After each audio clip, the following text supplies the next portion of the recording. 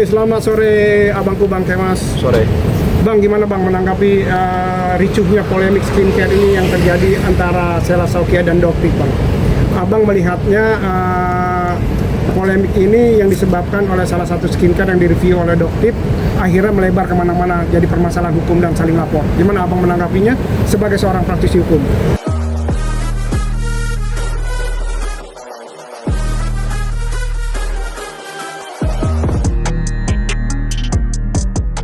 Ya, sebenarnya ini kan ada beberapa sisi yang harus kita perhatikan nih oleh masyarakat. Ya, ini sebenarnya ada poin baik untuk pengayaan dan pelajaran bagi masyarakat.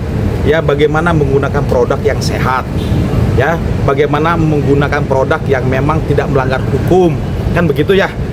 Bagaimana menggunakan produk yang semua ketentuan syarat-syaratnya itu sesuai dengan peraturan yang berlaku. Kan gitu ya. Nah, adanya peristiwa yang kemarin cukup ramai, viral, bahkan sampai ada live juga ya, terjadi peristiwa tersebut. Ini sebenarnya saya sangat sayangkan cara-cara yang digunakan. Sebenarnya kalau memang mereka ini mau menggunakan cara yang lebih elegan, lebih mengundang simpati, public trust itu akhirnya timbul, itu sebenarnya bisa dilakukan oleh, misalkan contoh ya, oleh saudari SS itu langsung konfirmasi aja ulang, ya. Konfirmasi langsung secara pribadi, secara personal gitu kan. Kemudian kalau memang produknya dia direview, kemudian produknya itu adalah ternyata ada ketentuan yang dilanggar berdasarkan BPOM-nya, ya sudah, tinggal kita uji lab ulang kan begitu. Ketika uji lab ulang ini ternyata baik, kedepannya ada perbaikannya, ini kan menguntungkan produk. Nah, makanya ada kalau tidak salah di teori market itu 5.0 ya, ada di bawah sebelumnya 4.0. Jadi bukan mengenai produknya, tetapi bagaimana perilaku konsumen terkait produknya. Ini kan perlu kemasan yang cukup elegan gitu loh di antara pihak, khususnya sih kepada pemilik ya skincare, karena kan dia punya otoritas, dia punya kemampuan, sarana infrastruktur yang cukup untuk bisa dia perbaiki. Yang akhirnya kan public trust. Kira-kira dengan cara-cara seperti itu, ya, saya kembalikan nih kepada masyarakat, apakah itu menjadi public trust? Ya, senyatanya rame ketika itu terjadi malah lebih banyak antrasnya, lebih banyak tidak percayanya masyarakat terhadap produk tersebut, gitu. Karena gini, yang mereview itu adalah punya kompetensi dan kapasitasnya sebagai dokter. Ya, itu ada. Itu kan pertanggungjawaban kode etik, pertanggungjawaban kepada masyarakat. Ya, untuk menjaga kesehatan masyarakat kita secara nasional. Itu kan ada kode etiknya, Mas. Jadi tinggal bagaimana niat tujuannya, ya, cara-caranya. Kalau memang bahasa masyarakat kita nih netizennya buat bangkrut usaha orang, ya nggak begitu juga. Kan ada juga ya, kalau tidak salah di beberapa media ya ditampilkan pemilik skincare ketika menerima saran masukan dari pihak Doktif, akhirnya dia memperbaiki produknya sesuai dengan aturan, dia compliance dengan aturan BPOM, dan akhirnya itu ternyata baik untuk masyarakat. Apa yang terjadi? Dia semakin tumbuh, growth fix gitu dalam usahanya. Dan ini kan baik, Mas. Tapi kalau dengan cara-cara yang akhirnya dia antipati, dia anti mainstream, dia tolak itu semua, ternyata memang senyata faktanya ada misalkan. Kan ini menjadi dilema untuk dirinya, untuk pasar bisnisnya gitu, seperti itu. Oke, maaf sekali untuk pertanyaan saya. Produk yang direview ini kan produknya si SS. Oh iya.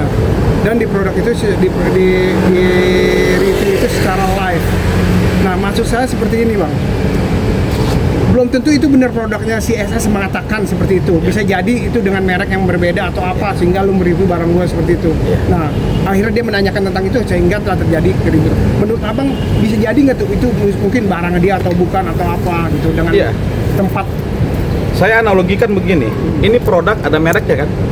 Ini jam tangan saya pakai. Ini saya tutup, lalu saya review. Saya punya jam tangan, ini ABCD. Ini ternyata di boxnya asli katanya. Lalu saya buka, saya periksa, dan saya punya, misalkan ini saya bukan ahli jam ya, tapi saya punya orang ahli jam misalkan dia bekerja puluhan tahun di merek terkenal, merek luar negeri gitu ya, jam tangan. Lalu saya tanya, apakah ini original? Ya, saya berniat untuk memberitahu kepada masyarakat produk original tuh apakah asli original atau ternyata originalan. Paham nggak? Saya nggak punya keuntungan di sini. Saya nggak dapat keuntungan. Ini informasi publik. Ya, memang kita punya undang-undang perlindungan data pribadi ya. Sekali lagi, kita ada undang-undang informasi publik. Kita punya undang-undang informasi publik.